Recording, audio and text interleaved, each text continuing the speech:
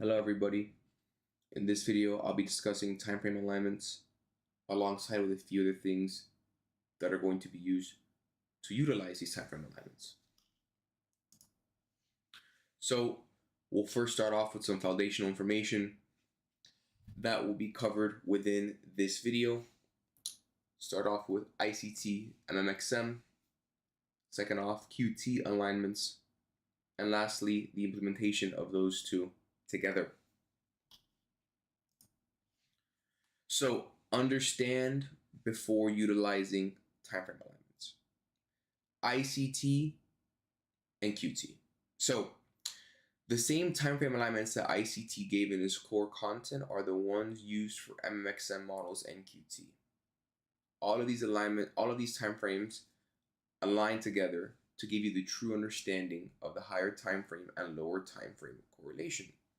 Now, people are going to think, oh, you're using the same model, or it's the same alignments for the MMXM and QT. No, it's a little bit different, but they do work together, which is why I said that they're pretty much not the same, but they work in tangent. ICT, I would consider the pioneer of time frame alignments. He's the one who released the MMXM alignments and gave everybody the foundation of the time frames you guys should be looking at in correlation to each other, right? 4 hour 15, 1 hour 5, 15-minute 1. ICT was a pioneer. QT or Day was the refiner of that, right? He refined all that understanding and allowed everybody to go ahead and really grasp the correlation between the higher time frame and the lower time frame. He gave the community a fractal sense of price. QT, right? Each cycle is given a specific time frame which you utilize to spot sequential SMT, hidden sequential SMT, PSP, swing divergence, open close divergences, all that stuff, right? Each cycle has its purpose, the same way each time frame within the ICT MMXM model has its purpose, right? So understanding alignments, right? First off, you have the MMXM, the 4 hour to the 15, the 1 hour to the 5, and the 15-minute to the 1. A lot of you guys might be confused about this, of how we're going to implement these alignments, but it's not that difficult to understand. These are the time frame alignments for the MMXM models, right? Or model. You look at the higher time frame PD array and then look at the lower time frame entry model on the correlated time frame once the POI has been tapped into, right? So 4 hour PD array or 4 hour POI, you look at the 15-minute, right? 1 hour POI, 5-minute entry. 15-minute POI, 1-minute entry. When you're looking at quarterly theory, it's a little bit different. Monthly cycle, you look at the 4 hour. Weekly cycle, you look at the 1 hour. Daily cycle, you look at the 15-minute. 90-minute cycle, you look at the 5-minute. These are the cycle / time frame alignments for quarterly theory. Each cycle is given a specific time frame which you utilize to spot those sequential, hidden sequential, PSPs, swing divergences, open, close, all that stuff, right? Now, I'm going to reference this later on in the video because these two will be merged together. So, start to finish. Start. When you first open your charts, start off with anything above the 15-minute. Higher time frame observation, lower time frame refinement. Remember that your lower time frame will simply be used for entry, whilst your higher time frame will dictate where price is headed. Okay? So understand that you guys should not be going on the 1 minute immediately when you hop on a chart. Subconsciously, that structure, what you're viewing on the 1 minute, is going to alter what you think is going to happen next. You have to have the higher time frame in the back of your mind, or really as at the forefront when you open your charts, to reference where price may go next. Planning, piggybacking off what was mentioned before, your planning initiates on the higher time frame, looking for swing divergences, cracking correlations, sequential SMT, any type of thing that can really support a reversal or a redistribution, right? Anything that helps you or can help you assist in forming a foundation of narrative is what you're going to be looking for, okay? You are going to respect these time frame alignments the same way you respect your risk.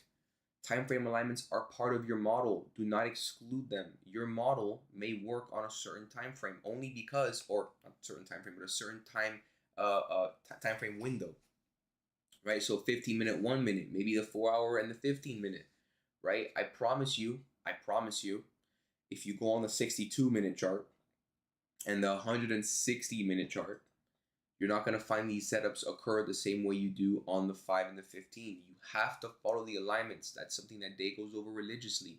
If you don't follow the alignments, you are going to struggle. The alignments are the foundation of everything in your trading. If you break the alignments, nothing else will work. I promise you.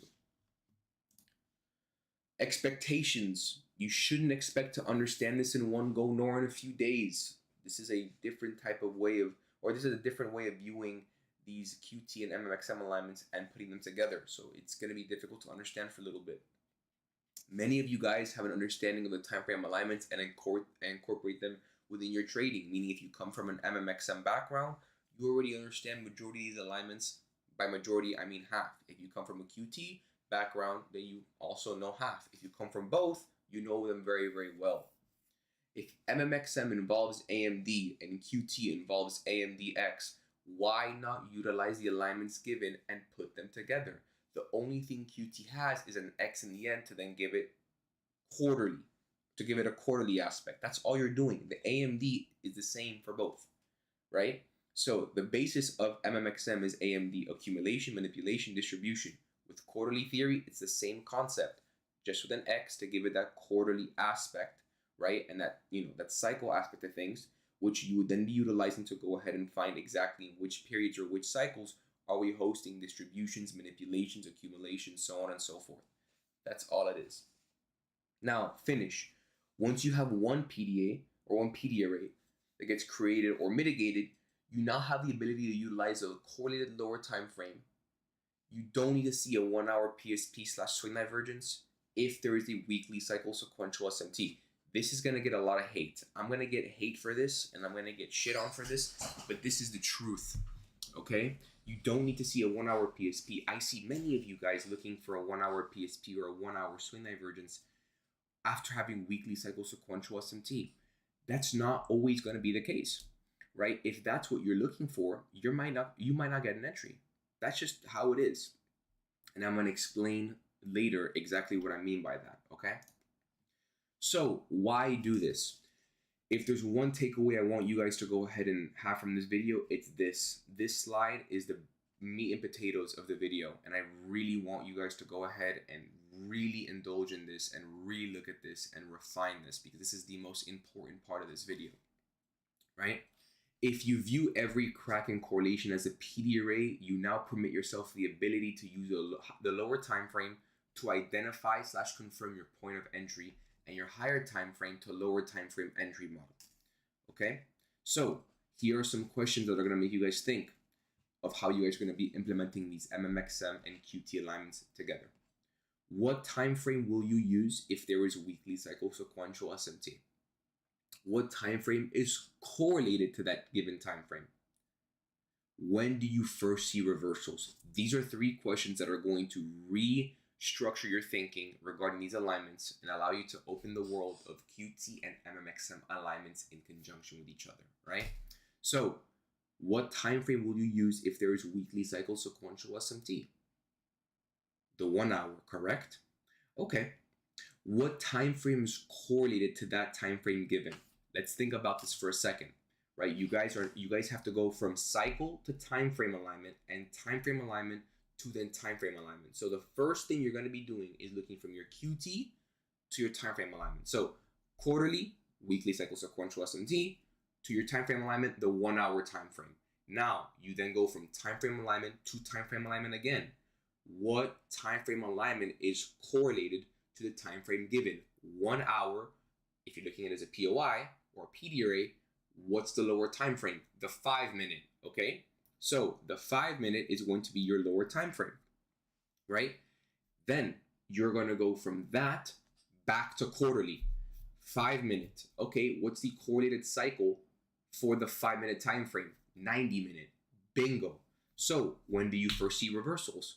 You see them on a lower time frame, right? Meaning if you look for a 1 hour PSP, you're going to miss your entry, right? Or you might not even get it because the PSP might not even form. If you have a 1 hour swing divergence, right? Or a 1 hour PSP getting souped, right? Or a 1 hour PRC being souped, sorry, right? What do you have? What gets created in that range, right? You create a lower time frame Kraken correlation, souping that PRC or PSP, hopefully, or souping that old high, hopefully, right?